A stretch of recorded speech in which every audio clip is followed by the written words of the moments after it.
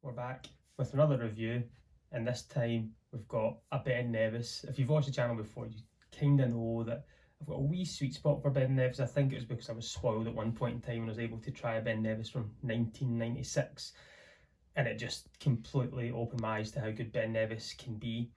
So being able to get a hold of this is an 11-year-old Ben Nevis from Hepburn's Choice. So what that is from Hunter, Laing and Co. They were founded in 2013. A kind of subside from Douglas Laing, and Hunter Laing have went their own way. Hunter Laing also have the distillery at Ardnahoe on Islay. They've opened that and they're just about to release their first whisky. Really excited for that. So the Hepburn's Choice is kind of younger whisky from single casks or up to 3 years, up to 3 other casks, sorry. So they've got quite a lot in the portfolio. I think there's a Mortlach in there as well. There's quite a lot of others, and they've also got the old malt cask. They've got old and rare, kingship, and a couple of others. So they all hit different styles of topics. This is always 46% non-chill filtered natural colour, which is great to see. The old malt cask, I think, is 50% ABV or cask strength. The old and rare can change. There's another one which is just grain whiskies. Then kingship, I can't remember exactly. Then they brought another one which is about the regions of Scotland just prior to the distillery finally opening and selling their whisky.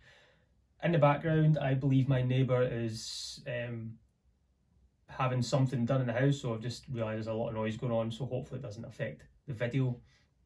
But I'm going to get into this. As you can see, I've got my wee whisky glass here. I've got a Glencairn. It's got the Clackmannanshire Whisky Festival. I was there at the weekend and I was able to get this. Went over to see Paul at their stall, and it was a great day. I had a fantastic Glenrothes, which was amazing. I was able to get this. This is distilled in 2011 and bottled in 2023. It's an 11-year-old, and you think the math doesn't add up, but it's just not got to that time it was distilled to when it was bottled. It's not just reached the 12 years. I would suspect it'd be quite close though, not too far away. 880 bottles, and it's been filled from a sherry butt. So it spent its full life in a sherry butt for that 11 years. Watered down at 46%, and this is what we've been able to get. So the colour of it's beautiful. We'll get into what I think of the whisky, but we'll get into the actual kind of branding and stuff as well. Ben Nevis itself is a Highland distillery. It's owned by Nika. They are just north, or well, Ben Nevis as well, at Fort William. If you're in the central belt, you can get there in a few hours easily. It's not the most beautiful distillery in the world, but I think they're starting to put a bit more money into the distillery itself. It's been owned since 1989, I believe, by Japanese owners from Nika. I think the Japanese market has changed slightly, and the new make spirit from Ben Nevis, they can't do the same that they've been doing for years and years, since we've got some regulations put into place. So I think we're starting to see more Ben Nevis. For me, it's great because I do enjoy it. It's just hard to find, and even the core range stuff just now is slightly difficult to get your hands on. Once it's out, it disappears.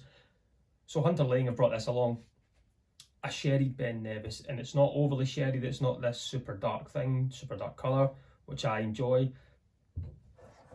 I've had it sitting in a glass for a wee bit. When I was pouring it, just kind of setting up. So I'm going to get this on the nose, get it on the palate, see where we are. I've got no water today because it's 46%, so I'm going to expect it to just be a softer whisky. Ben Nevis, I usually get a big funky note and things with it, kind of slight dunnage, but let's see what we get with this today. So we'll get it on the nose, looking at the legs first. Yep, legs are good on it. It's slightly taking its time to come down the glass. It's coating it well. Definitely getting those sherry notes. It's kind of softer fruit, sugared fruit. Your strawberries, your berries.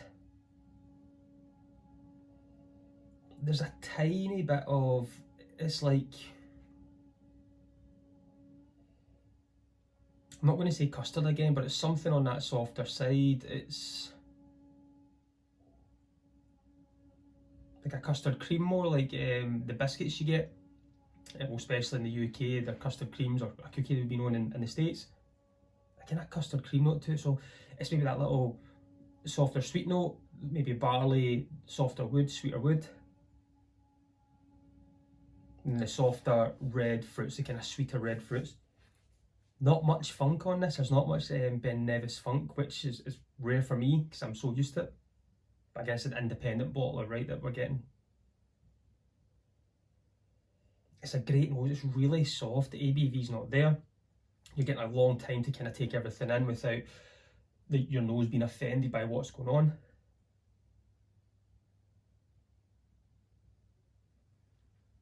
I think it's on the palate now, eh? So slange everyone.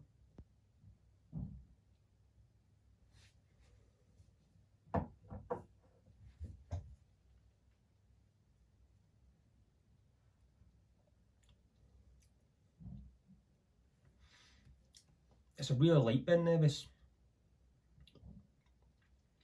It's oily. It's got a really good mouthfeel to it.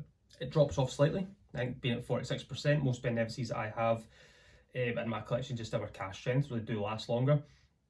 It's been a good sherry cask. It's not overly powered. You're still getting the DNA. The funk isn't there. But as I say, it's very true. It's very long lasting. Longevity's there.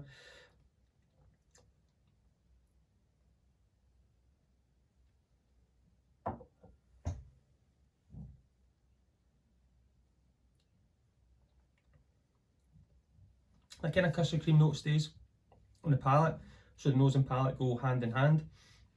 There is like a sweet wood. There's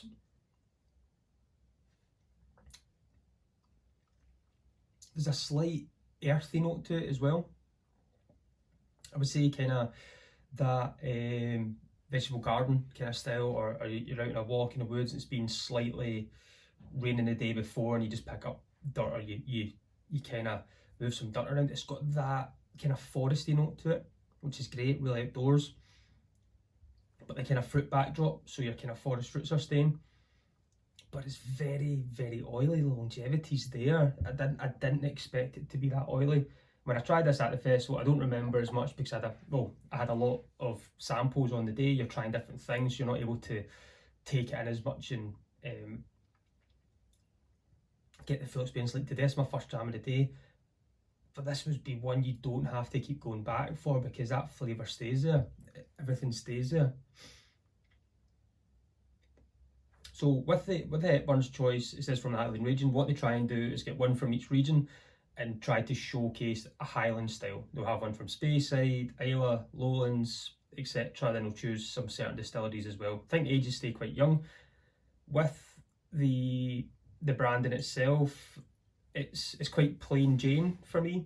I think it could be a bit more oomph, but again, I have got no qualms with what is in that bottle. There could be nothing on this. I really enjoy the whiskey. I think that's a cracking job. 880 bottles of it, 46% sherried, not overly sherried.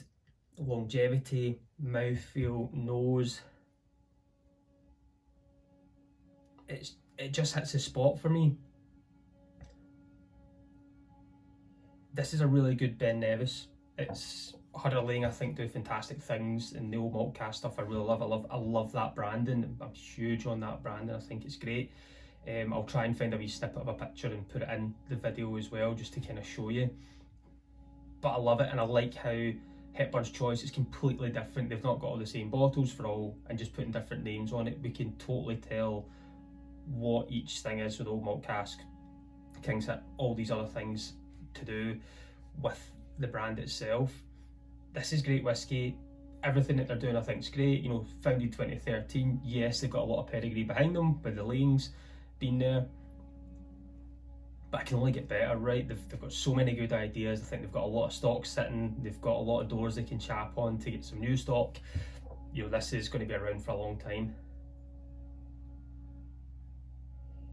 Yeah, that kind of earthy note staying there now. Soft dunnage, fruit, custard cream.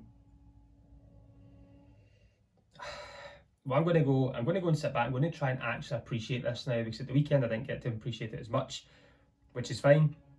Festivals are great for that. But I'm going to go actually sit back and see what else I get and look at the legs on that now. Hopefully that's doing it justice. But wow, that's an oily dram.